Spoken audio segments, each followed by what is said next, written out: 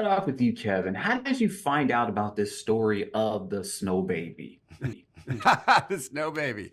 Yeah, yeah. Myself and our partners at Kingdom Story Company, we have a first look deal with Lionsgate. So normally we're pitching them stories. This one, Lionsgate pitched the story to us, and we couldn't believe it, actually. What was really extraordinary about it is the real life Pastor Dave Stone, who's portrayed in the movie wonderfully by Drew Powell.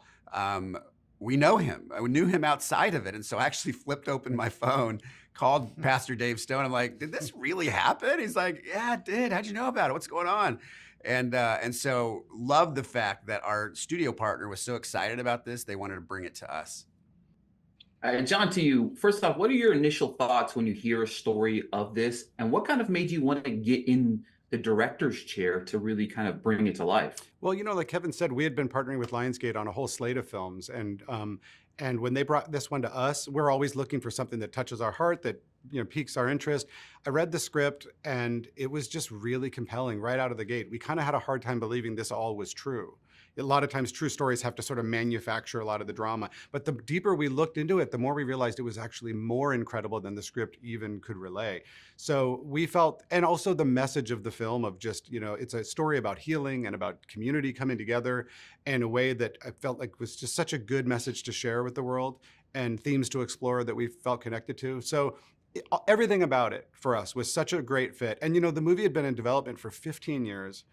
Dave Matthews is one of the producers, like the Dave Matthews. John Berg, who had produced Elf, was one of the producers attached. So when it came to us, it was like the whole package seemed like a project we'd love to be a part of in every way. Yeah, back to you, John. One of the things that I always find fascinating about your films is how almost unreal these stories feel.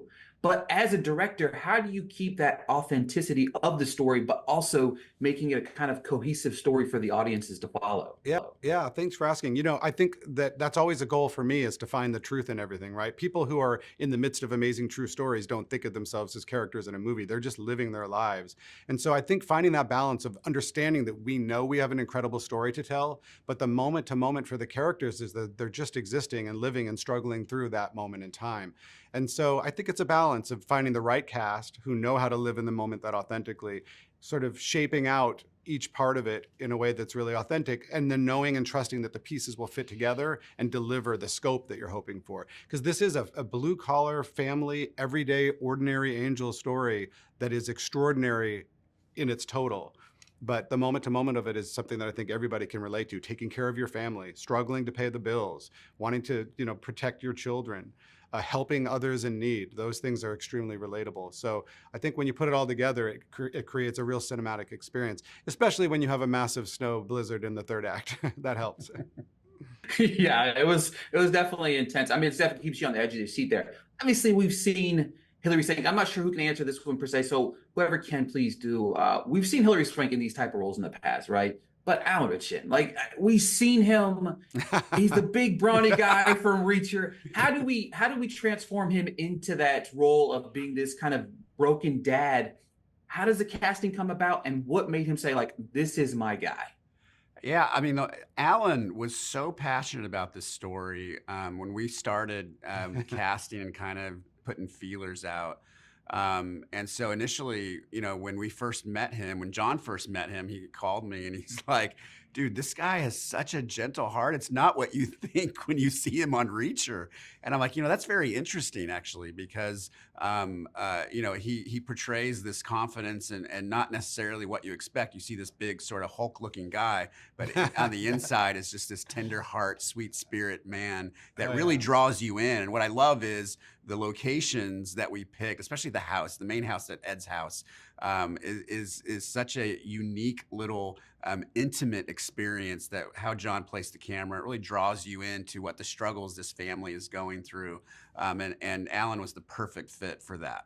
Yeah, it's just a side of him no one's really seen. But the truth is, he does have a gentle heart. He's kind of like a big kid, inside. And we're used to seeing the tough side of him. But I think he was thrilled to, and he's a father, he's got children, he's a husband. He understands the themes and the true life. I mean, in reality, most of us aren't action heroes in our true life. But he's a family man and a father and cares about the themes of the story. So it was wonderful to see this side of him and to watch a guy who we're used to seeing do supernatural things deal with the day-to-day natural things that we all have to deal with. So yeah, and Ordinary Angels is a great title for a guy like that, because you get to see the real, regular, blue-collar, day-to-day side of a guy like that. Final question to you guys. Kevin, first to you. What do you hope people take away from Ordinary Angels? Yeah, my hope is, like actually all of our films at Kingdom Story Companies, we value people's time, and you're gonna pay a price to go buy a ticket for a couple of hours, and so first and foremost, we want to entertain you. But at the end of the day, we want you to feel good about your situation that you're going through in your life, and that you have the power to be able to impact somebody by just doing some small little random act of kindness, and how that might impact an entire community. Yeah, this is a story about healing and about helping others, and how helping others helps to heal us. And so I think that's a beautiful message to share in the world right now, about community, about even how the smallest act can change someone's life. So we're thrilled to share that with the world in this moment.